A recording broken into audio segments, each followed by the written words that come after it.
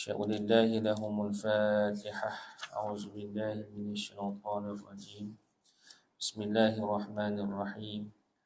الحمد لله رب العالمين الرحمن الرحيم مالك يوم الدين.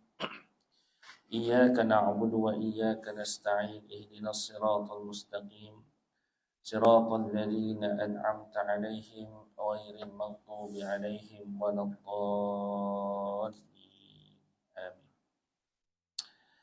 Assalamualaikum warahmatullahi ta'ala wabarakatuh. Alhamdulillahilladzi anzala ala 'abdihi al-kitab wa lam yaj'al lahu 'iwaja. Ashhadu an la ilaha illallah wahdahu la syarika lah wa ashhadu anna Muhammadan 'abduhu wa rasuluh. Allahumma salli wa sallim ala sayyidina Muhammad wa ala alihi wa sahbihi ajma'in. Subhanaka la ilma lana illa ma 'allamtana innaka antal alimul hakim. Rabbi shrah li sadri wa yassir li amri wahlul 'uqdatam min lisani yafqahu qawli. Rabbi zidna ilma wanfa'na bima 'allamtana innaka antal alimul hakim. Wa la hawla wa la quwwata illa billahil aliyyil azim. Bismillahirrahmanirrahim.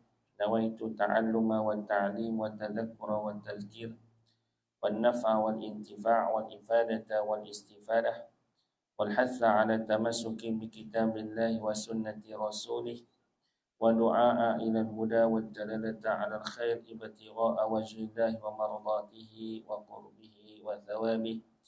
Allahumma inna nas'aluka fahman nabiyyin wa hifzal mursalin wa ilhaman malaikatil muqarrabin.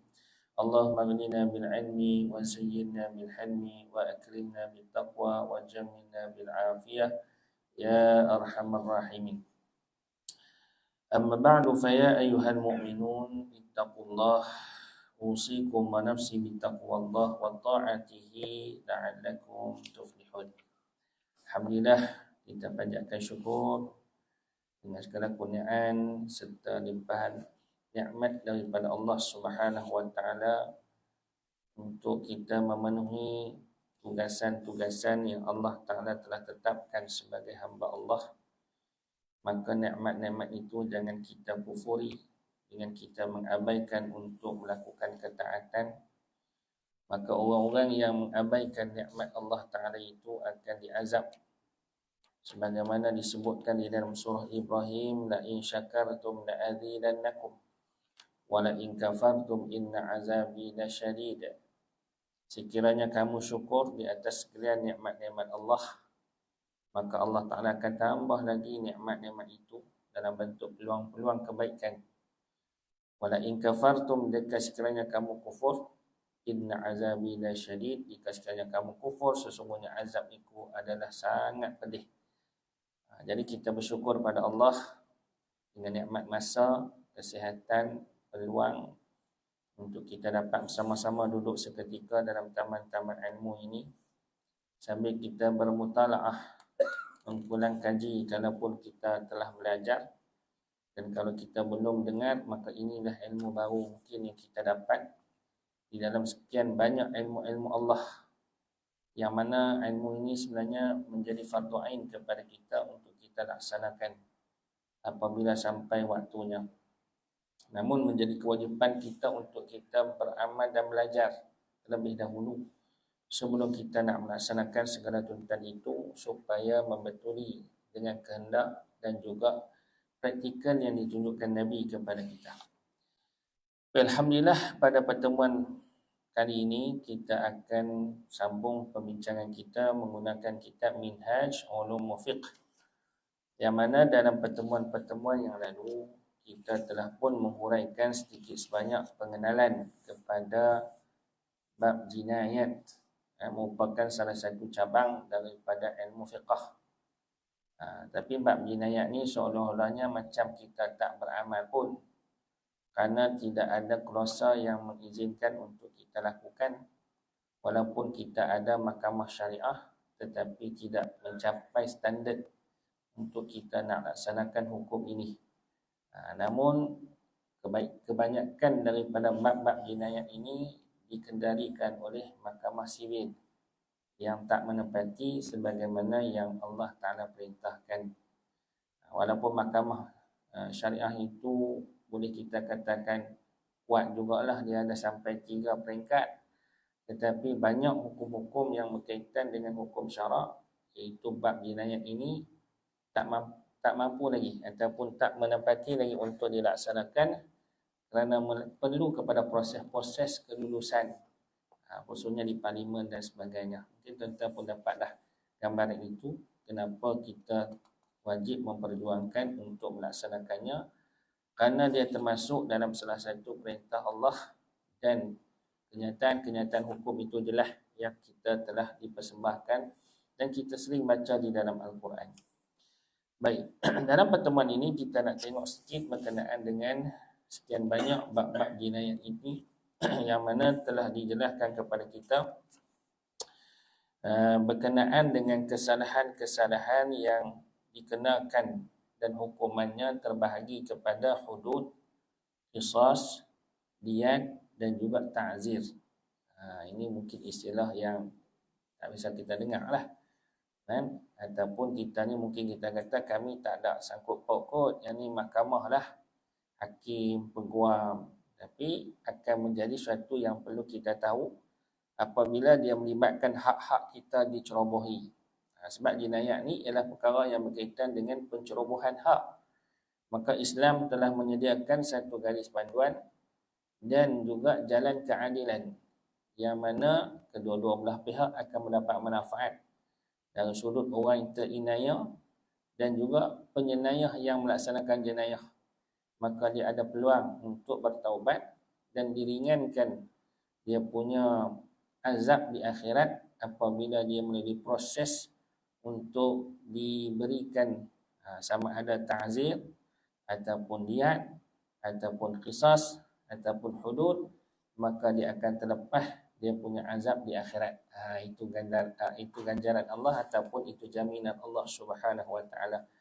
Berbanding kalau kata kita terlibat dengan jenayah-jenayah ini tapi kita tidak melaksanakan hukum yang Allah Ta'ala tentukan, kita terlepas kat dunia mungkin, tetapi di akhirat belum tentu lagi dilepas oleh Allah Subhanahu Wa Taala. Sebab dia memerlukan taubat yang nasuha, sungguh-sungguh, dan taubat ini disertai dengan hukuman yang Allah Ta'ala telah tentukan itu. Sebab kalau kata kita terlepas kat dunia sebab tidak ada peruntukan dan kita tak mau nak buat hukum Allah, kita dah baca ayat Quran itu, wa man lam yahkum bima anzalallah fa ulaika humuz zalimun. Sesiapa yang tidak melaksanakan hukum yang telah Allah Ta'ala tetapkan, mereka itu adalah golongan yang zalim. Pasal apa Allah Ta'ala kategorikan mereka itu zalim? Sebab mereka telah diberikan peluang, nikmat kehidupan, akal dan juga cara yang perlu mereka usahakan, tetapi mereka tidak berusaha sesungguh-sungguhnya untuk nak melaksanakan perintah itu. Maka termasuklah orang yang zalim kita ni. Sebab zalim kerana kita telah mengambil nikmat daripada Allah tetapi cuai dalam pelaksanaan dia. Maka lebih-lebih lagi lah bila kita dah lantik orang yang ada kuasa, maka mereka tak berusaha dan kita pun tak memberi sokongan ataupun bagaimana, maka kita akan juga terpalit dengan apa yang kita buat, kenyataan ataupun pilihan itu. Sebab kita tak akan terlepas juga. Tapi kalau kita ada usaha, walaupun usaha tak berjaya, maka usaha itu tetap akan dinilai oleh Allah Ta'ala akan kesungguhan kita. Jadi kita nak macam mana? Ataupun kita nak jadi orang yang tak apa, dia buat dulu, kita tengok dulu macam mana. Jadi kalau macam tu keadaan dia, niat dia, mungkin dia yang lebih tahu bersungguh ataupun tidak. Dan kalau dari segi zahirnya kita tak nampak bersungguh pun, kerana tidak ada satu usaha dan kesungguhan yang dizahirkan dalam perbuatan ataupun tindakan dia. Baik, malam ni kita nak sambung berkenaan dengan ta'zir. Muka surat 231. Muka surat 231. Qala al-musannifu rahimahullah wa nafa'na bi'ulumihi fid darain amin. Mengenai dengan hukum ta'zir ialah hukuman yang tidak ditentukan kadarnya oleh syarak. Ta'zir ni boleh kita katakan sebagai suatu bentuk macam ancaman lah, deraan, macam deraan supaya dia rasa takut dan dia rasa tertekan dengan denda ataupun hukuman itu, supaya adanya nilai-nilai dia nak bertaubat pada Allah Ta'ala. Sebab manusia ni bila dia dah disekat kemahuan nafsu dia, maka baru ketika itu barulah dia rasa betapa perlunya untuk dia kembali kepada kebenaran. Jadi memang sikap manusia begitu. Allah Ta'ala cipta manusia, Allah Ta'ala tahu macam mana nak lemahkan manusia. Kan? Macam kita pernah dengar dalam satu riwayat berkenaan dengan nafsu, bagaimana dikekang supaya dia mengaku Allah Ta'ala sebagai Tuhan dia. Kan? Dibakar api tak jadi, diselam air tak jadi, akhirnya ditahap dalam puasa barulah jadi. Maknanya kena ada sesuatu yang menekan nafsu, maka barulah ketika itu nafsu akan rasa susah dan dia akan mengaku kelemahan dia. Tapi sifat nafsu ni kalau sekiranya dia beri balik peluang dengan nikmat, takut dia lupa semula. Itu sifat nafsu. Baik, so maknanya ta'zir ini adalah satu hukuman yang tidak ada ketetapan di dalam Al-Quran. Tetapi apabila berlaku kesalahan, Allah Ta'ala dah kata benda ni salah, maka perlu dihukum. Maka ta'zir ini merupakan satu hukuman yang boleh ditimbang oleh hakim dan juga kumpulan hakim, juri-juri yang akan memberi pandangan atas sesuatu kesalahan, maka hakim boleh putuskan untuk dijatuhkan hukuman yang sesuai. Maka dia kata di mana hukum ta'zir itu adalah merupakan hukum deraan, iaitu penjenayah tadi tidak dijatuhkan hukuman hudud ataupun qisas, sebab hudud dan qisas ni agak berat hukuman dia, kan, dengan dalil, dengan saksinya, dengan syarat-syaratnya, kan. Maka kalau hudud dia kena macam mencuri, potong tangan, kan. Begitu juga kalau berzina, kan, yang belum berkahwin maka kena sebat, kalau yang dah berkahwin muhsin kena rejam, kan. Itu hudud.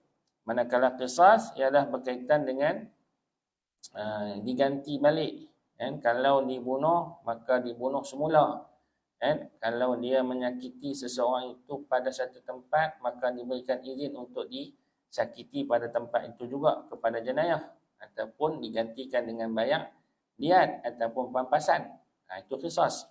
Tapi ta'zir ini merujuk kepada hukuman dera yang dikenakan, sama ada dalam bentuk penjara ataupun sebatan yang tak sampai kepada tahap yang maksima 80 kali, kan? Hanya sekadar untuk ta'zir mungkin 10 kali ataupun 5 kali ataupun 6 kali, tetapi dengan cara sebatan syariah. Bukan sebat hak sivil yang sampai mengelupah kulit tu, tidak. Tetapi hanya sekadar untuk memberi orang kata rasa takut bila dipukul tu. Dia sakit sikit-sikit saja, tapi perasaan dia tu akan berubah untuk jadi orang yang insaf. Itu maksud deraan itu. Baik. Jenis ataupun kadar hukuman ta'zir adalah terserah kepada kebijaksanaan dan budi bicara serta kearifan hakim. Dia kata yang arif. Yang arif ni maknanya dia kena fikir panjang. Bukan sasa dengar terus tak hukum. Dia kena timbang tara. Sebab tu kalau dia melibatkan orang kedua, ketiga, keempat, maka semua itu perlu diberikan keterangan. Maknanya dia kena minta mereka beri keterangan secara adil, tanpa ada paksaan, dengan sejujur-jujurnya, dan dia kena bersumpah dengan nama Allah. Hak saksi tu. Kalau dia bohong, dia akan menerima akibat di akhirat. Mungkin di dunia dia lepas. Itu. Jadi hakim akan menimbang taraf atas maklumat-maklumat yang dia dapat dan hujahan-hujahan kedua-dua belah pihak, pendakwa dan juga orang yang bersalah. Baik. Dan memilih hukuman yang patut dan sesuai dijatuhkan ke atas penjenayah-penjenayah itu sebagai dera atas kesalahan-kesalahan yang dilakukan oleh mereka. Tengoklah kesalahan yang macam mana. Minum arak, biasanya kalau amalan zaman para sahabat, mereka mengenakan hukuman rotan sebagai ta'zir, dan ada juga dikenakan hukuman penjara sebagai ta'zir. Baik. Hukuman ini dinamakan ta'zir yang bererti menolak atau menghalang, ialah kerana dengan adanya hukuman ta'zir yang merupakan sebagai dera akan dapat menolak ataupun menghalang penyayah melakukan atau mengulangi kejahatannya kembali. Maknanya dia bagi ruang supaya penyayah ini insaf.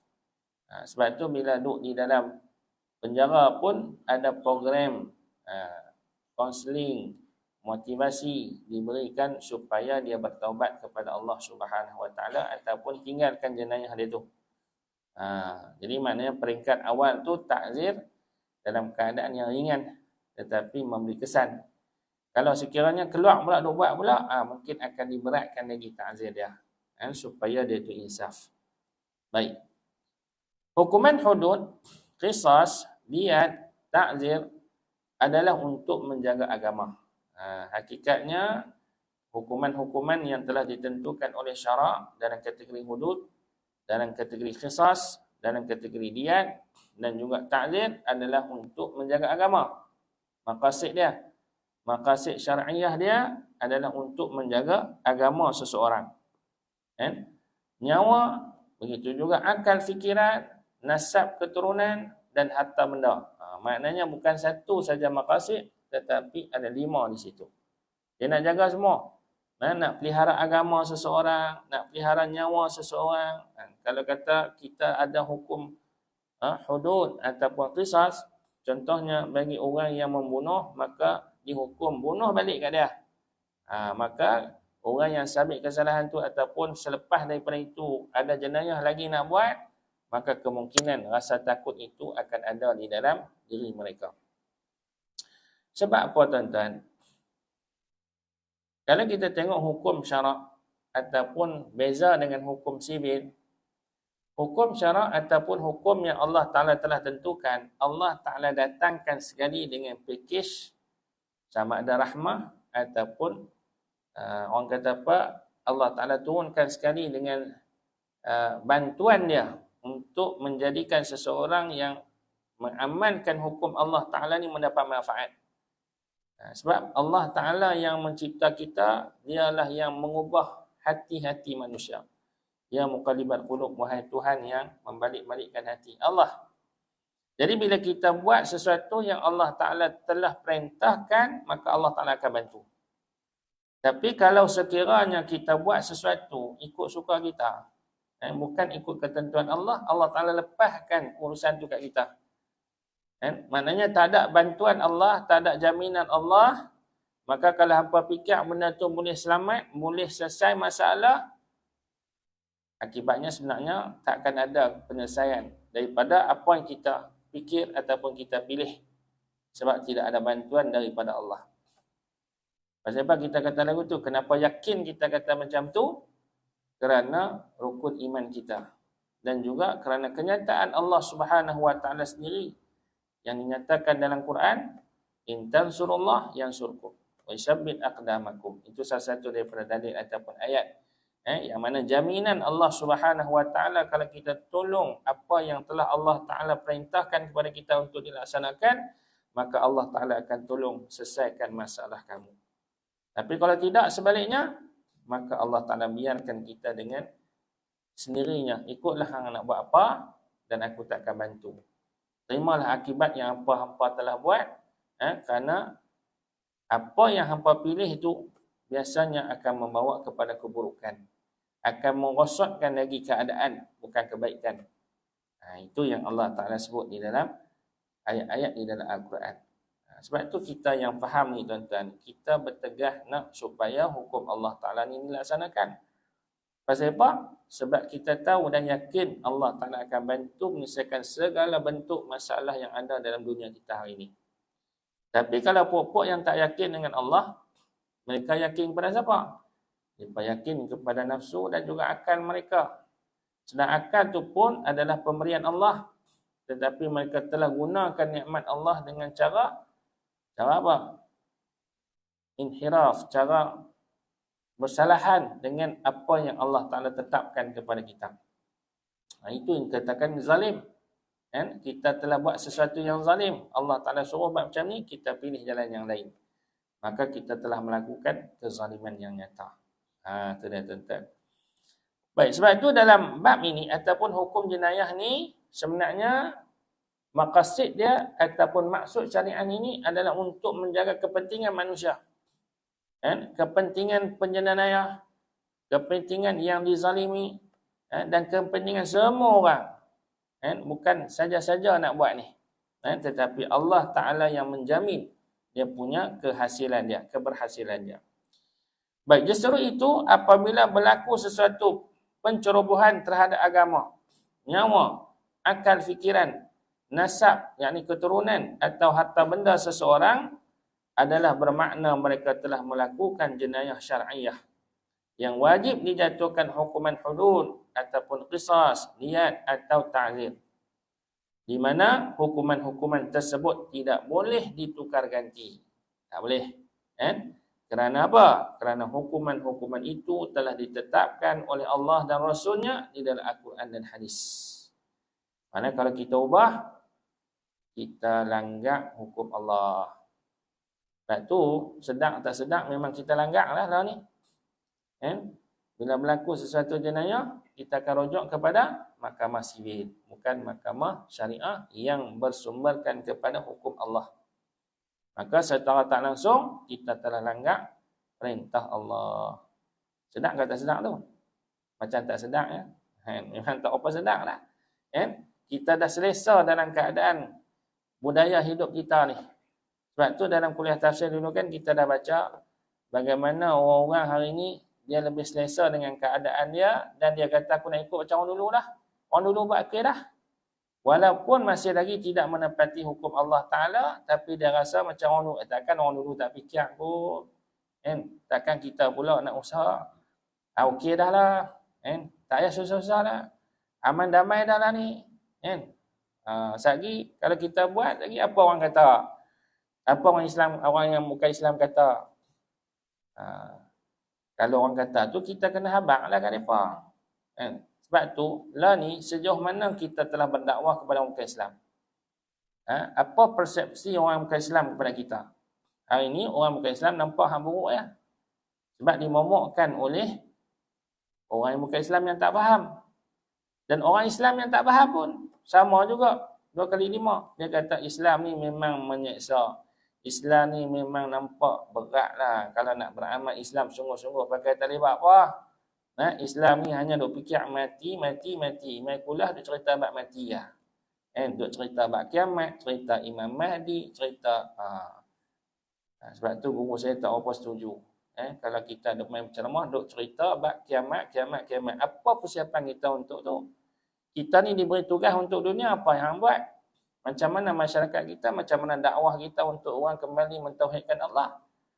Hanya duk fikir diri sendiri saja. Sedangkan kiamat itu memanglah nak berlaku. Tapi apa yang hampa buat sebelum kita nak berlaku kiamat itu? Ada tak kita telah tunaikan segala tanggungjawab kita dengan sempurna? Ataupun hanya menakut-nakutkan manusia saja tapi tak reti nak beramal apa? Kan? Sebab kita tengok hari ini bila menakut-nakutkan manusia, banyak pula duk pilih ajaran sesat. Pasal apa? Nak cepat selamat. Tapi dengan cara yang salah. Tak ikut. Pasal apa jadi lagu tu? Jahil.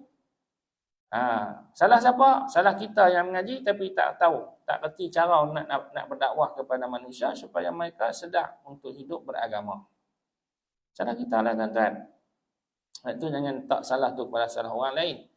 Sebab kita masing-masing ada tugas sebagai khalifah, ada tugas sebagai pendai, pendakwah. Bila kita dah diberi faham, bukan kita disuruh untuk simpan seorang-seorang, makan seorang.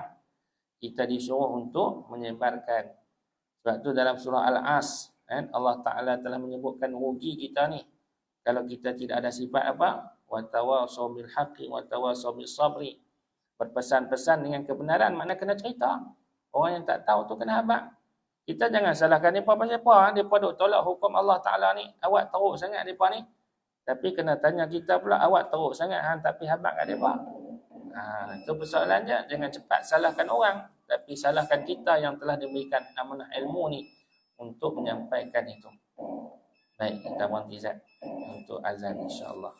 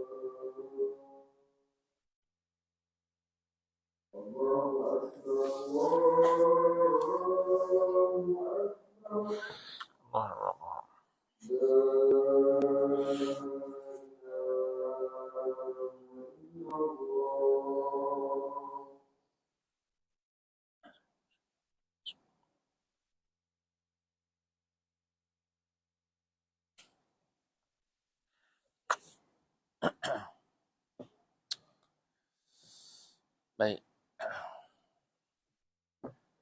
Okey. Baik, tuan-tuan sedang jemaah dirahmati Allah sekalian, kita ambil sikit lagi untuk kita menghayati betapa pentingnya kita berusaha untuk melaksanakan hukum Allah Ta'ala ni. Sebab hari ni kita anggap macam biasa ya. Pasal maknanya kita telah orang kata apa? Dah dibiasakan dengan keadaan tidak nak beramal dengan hukum Allah Ta'ala ni. Dan kita rasa tak apa saja. Sebab di kalangan kita memang nampak ramainya rasa tak apa saja bila kita tidak berkompromi dengan nak melaksanakan hukum Allah Ta'ala ni. Kita kata, kalau kata pok-pok nak buat ni, pok-pok ni lah. Pok-pok warna ni lah. Depa ni saja. Kita ni kita nak fokus dulu bagi membangunkan negara, bagi ekonomi kita mantap. Esok ni bila orang bilanya itu angan-angan saja tuan-tuan.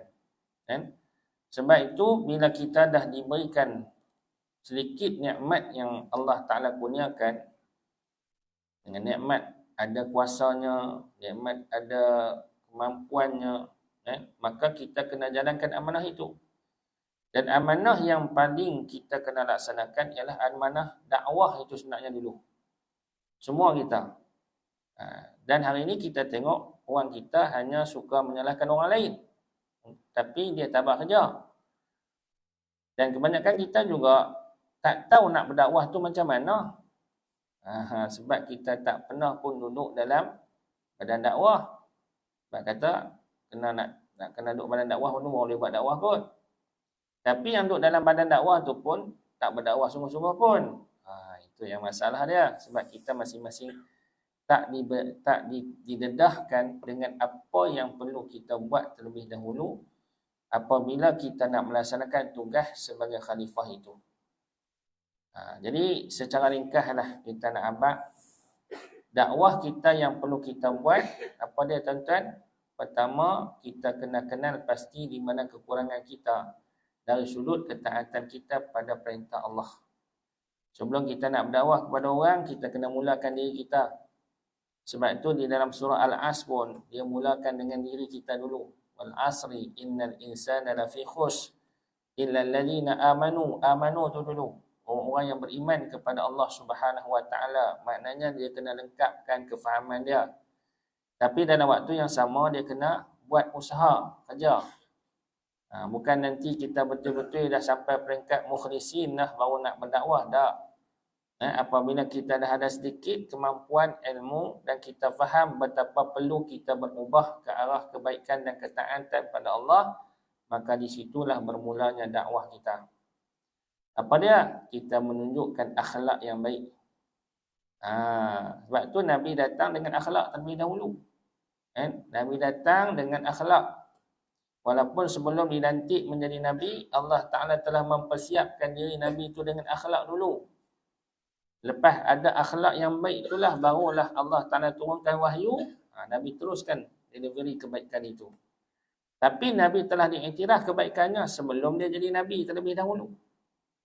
Maka sebab itu tuan-tuan, kalau kita tengok dari sudut fitrah sunnah ini, maka apabila kita mengaku beriman kepada Allah Subhanahu Wa Taala, menjadi satu kewajipan kita untuk mengislahkan diri kita ke arah kebaikan.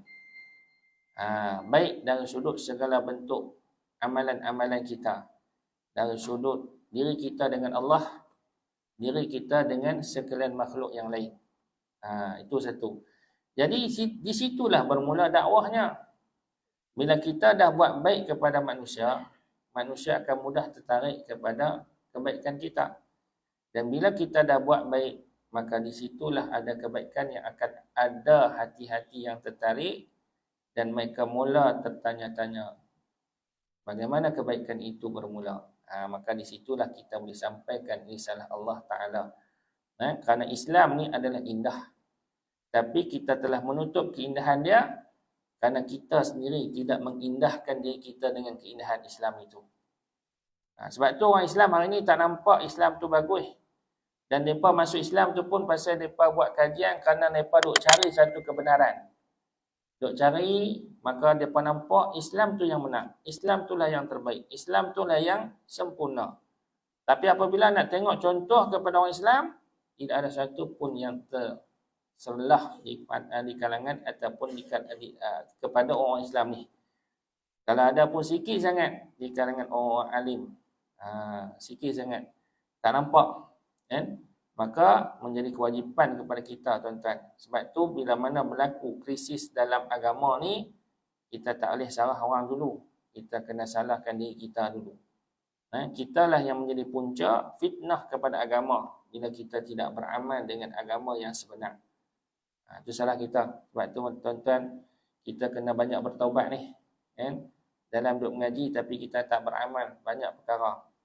Kita dah tahu tentang perlunya jadi orang yang baik. Nak jadi ahli syurga pun kena jadi baik. Tapi kita ni tak ada persiapan nak jadi ahli syurga pun. Mulut masih lagi tak ada insurans. Masih lagi boleh cakap ikut sukadan ya. Lepas tu akhlak kita pun tak kita jaga dengan baik. Hubungan kita sesama jiran, sesama ahli keluarga kita masih lagi ada bermusuh-musuhan. Apatah lagi bila mana kita terlalu ta'assub dengan politik kepatian. Ini masalah.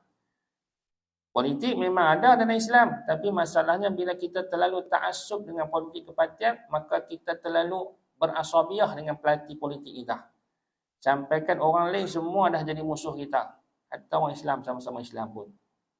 Itu kena tengok jugalah benda tak betul. Benda betul insya-Allah kita setuju. Tapi benda tu tak betul sebab itu bukan ajaran Islam.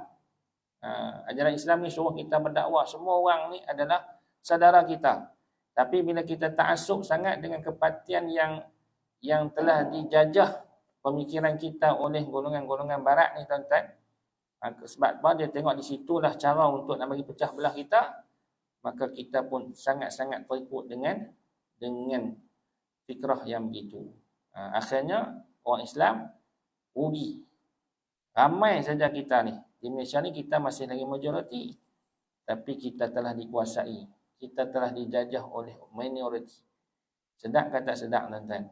Itulah yang sedang berlaku. Jadi macam mana kita nak perbetul keadaan? Kan? Hari ini kita pun kalau kuliah kita mungkin orang yang sebahagian satu golongan saja yang mai, satu golongan lagi memang duk nampak kita ni duk jadi musuh mereka. Tak mau nak mai. Kan? Macam mana kita nak usaha ke arah itu? Itu satu benda yang kita kena ikhtiar dan fikir-fikirkan. Kan? Supaya kita tidak dipersalahkan di akhirat. Kadang-kadang kita rasa macam kita lah yang paling betul. Tapi cara kita ni dah lari daripada sunnah sebenarnya tuan-tuan. Dan ada orang yang memperjuangkan sunnah, tapi dia pun duk lawan sunnah sebenarnya. Dia pun tidak mencontohi sunnah-sunnah Nabi SAW. Terlampau sunnah lah konon, tapi dialah orang yang mencetuskan perpecahan. Orang yang mencetuskan permusuhan.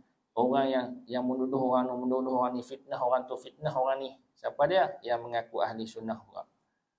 Yang mengaku dialah yang berjuang sunnah. Itu yang kita kena fikir-fikirkanlah tuan-tuan.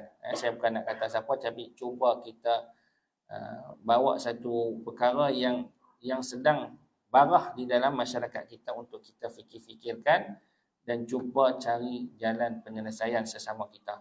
Sebab benda ni takkan boleh mampu kita ubah dengan sendiri, melainkan kita kena pakat dalam jemaah. Jemaah kita lah ni, jemaah masjid, jemaah dalam keluarga kita, kan? Dengan satu matlamat mencari redha Allah Subhanahu Wa Taala. Maka nak mula dakwah tu macam mana? Ulang balik tuan-tuan, mula daripada diri kita untuk jadi orang yang baik. Jangan mencetuskan permusuhan, perbalahan, perpecahan, fitnah dan sebagainya. Hak tak betul kita kena tegur. Kita tak sokong, kita tak setuju. Tapi yang betul kita kena pertahankan. Kita kena bagi elok, kita kena bagi elok lagi. Yang penting matlamat Allah Ta'ala redha kat kita.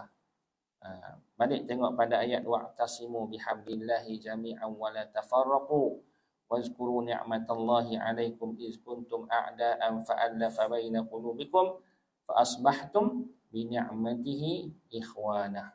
Itu tujuan Allah Ta'ala utuskan Nabi, Allah Ta'ala utuskan Alkitab untuk menjadi pegangan kita, untuk menyatukan kita. Tetapi masalahnya sekarang, kitab dan sunnah Nabi menjadi punca perpecahan kita. Pecah dalam ilmu, pecah dalam bidang pengajian ni. Kan? Orang yang berilmu sama-sama ilmu pun berpecah. Kan? Terbahagi kepada kumpulan ni, kumpulan tu lah. Puak Wahabi lah, puak Ahli Sunnah lah. Kan? Begitu juga hak yang paling barah, politik, kepatian. Memang ada politik dalam Islam, tapi kita tak beramal dengan cara yang Islam itu. Banyak kita ikut kepada hawa nafsu, menyebabkan kita berpecah sesama kita. Tuan-tuan, itu semua akan ditanya di akhirat besok. Kan? Sebab itu sebelum kita ditanya, kita cubalah ikhtiar sekadar mana yang mampu. Kalau bagi pihak saya mampu bercakap, cakaplah dulu. Itu sama-sama kita buat. Tuan-tuan pun mampu bercakap, cakaplah dengan kawan-kawan. Yang ramai kawan-kawan di kedai kopi apa semua tu, cakap, ajak pada benda yang baik. And watawasaw bil haqq watawasaw bis sabr. Watawasaw bis sabr tu dia berpesan-pesan dengan kesabaran, sebab kita ni kena sabar nafsu kita. Memanglah gairah kita nak menang Islam. Gairah kita nak kita nak ni kemenangan khususnya. Tetapi adakah Allah Taala redha cara kita? Itu kita kena timbang tara dengan baik. Tak boleh ikut hawa nafsu. Al-Quran telah mengajar ilmu kepada kita tuan-tuan. Tapi yang masalahnya bila kita tak beramal, yang menyebabkan syaitan menghasut kita. Tuan-tuan ingat balik ayat yang saya pernah beritahu kat dulu, surah Az-Zukhruf ayat 32. Bagaimana syaitan hasut kita ni tuan-tuan, pasal apa? Ingat tak? Kan? Wa may ya'shu 'an dzikrir rahman nuqayyid lahu syaitanan fahuwa lahu qarin. Siapa-siapa yang lalai, mengabaikan hidupnya daripada mengingati Allah, zikrul rahman, nuqayyid lahu syaitanan, Allah Ta'ala akan biarkan syaitan akan menguasai dirinya. Fahuwa lahu qarin, dan syaitan tu akan jadi qarin, teman rapat kat dia. Tu yang syaitan tu hasut kita. Dia dah ubah benda yang baik bagi jadi buruk. Dan kita banyak ambil pedoman daripada syaitan berbanding daripada Allah Subhanahu Wa Taala. Sebab apa? Kita kurang ambil panduan daripada Al-Quran. Kita tak baca Quran. Kita tak sangat baca Quran. Kita tak jadikan Al-Quran sebagai zikrullah. Dan satu lagi, zikir harian pun kita tak beramal. Itu yang menyebabkan hati kita kosong dan mudah dikuasai oleh syaitan. Itu kata Allah Ta'ala. So maknanya kita tahu dah di mana kelemahan kita. Di mana kelemahan kita, di mana kekurangan kita. So nak mula daripada mana? Kita kata mula daripada diri sendiri. Macam mana kita nak mula? Mari kita ingat Allah Ta'ala dengan cara hidupkan bacaan Al-Quran dalam kehidupan kita dan faham Al-Quran untuk tadabbur ayat-ayatnya, di samping kita tak tinggal zikir-zikir harian kita. Bagaimana Nabi ajar kita untuk bermaksurat, hadis-hadis doa-doa maksurat, zikir-zikir maksurat yang dicadangkan kepada kita. Itu kena aman. Kalau nak jadi pejuang Islam, kalau yang tu pun kita tinggal, jangan duk kata kita nak berjuang lah. Sebab kita tidak akan ada kekuatan. Kita akan sering dikalahkan oleh musuh dalaman sebelum musuh luaran kita. Kita dah kalah dah awal-awal lagi. Pada diri kita sendiri, nafsu kita, syaitan yang menghasut kita. Belum lagi hak orang sekeliling kita, musuh-musuh yang nyata. Tuan-tuan, di situlah kelemahan kita. So jom kita perbetul. Walaupun kita duk baca ayat ni memang kita rasa geram, tak buat lagi. Jadi nak buat lagu mana kalau tidak ada persiapan dalam mat kita dan tak boleh nak pakat sama-sama kita. Nak pakat apa duk berkelahi? Nak pakat macam mana duk berkelahi? Hak yang duk kata nak buat Islam tu pun dalaman tu pun duk berkelahi sama-sama dia. Duk berebut jawatan lah, apalah. Itulah keadaan kita sampai bila pun kita takkan boleh berjaya kalau kita masih lagi redha duduk dalam keadaan itu. So, mula daripada kita masing-masing. Jangan duk kata hang kena buat dulu, Kita masing-masing kena buat dulu. Nak buat apa tuan-tuan? Ulang balik, baca Quran. Jadikan amalan. Mai tadabbur Al-Quran, duduk dalam majlis-majlis ilmu ni. Bagi terang sikit hati kita, faham sikit tentang agama ni. Dan yang kedua, jangan tinggal zikir harian, istighfar 100 kali. Selawat 100 kali. Tahlil 100 kali, paling kurang. Lagi baik tambah dengan maksurat. Baca maksurat asbahna wa asbahal mungkin kita baca. Apa yang Nabi tinggalkan kepada kita sebagaimana dikumpulkan oleh Imam Hasan Al-Banna. Untuk mudah kita ambil panduan daripada dia. Baik, takat tu dulu tuan-tuan, insyaAllah. Mudah-mudahan apa yang kita huraikan tadi dan apa yang kita leterkan, macam letiak tadi kan, sebenarnya bukan letiak pun, benda yang betul, yang sering dilupakan oleh kita. Benda tu patut diperingatkan supaya kita jangan meneruskan kesalahan-kesalahan kita. Sebab hari ini kita lebih suka berpecah daripada bersatu. Hatta dalam rumah tangga, adik-beradik, jiran tetangga, kita lebih pentingkan diri sendiri daripada kita menjaga hubungan sesama kita. Sedangkan ancaman neraka tu banyak. Orang yang putus silaturahim keluarga tak masuk syurga. Orang yang menyakitkan jiran tetangganya tak masuk syurga. Jelas Allah Ta'ala sebut, Nabi SAW sebut kepada kita. Tapi kita lebih pentingkan diri kita. Aba wastakbar. Kita ni dah terikut syaitan. Syaitan pada aba, enggan, tak mau. Wastakbar, takabur pula dengan diri dia. Orang bagi nasihat apa pun, tak mau. Ikutlah. Aku, hang. Lah sekali hang siapa nak tegur aku. Habislah kalau lagu tu tuan-tuan, tak sama mengaji lah. Hang pilihlah jadi orang kapiak lagi bagus lah kalau lagu tu. Kasak bahasa tu. Tak apalah, sekali-sekala kena pukul juga.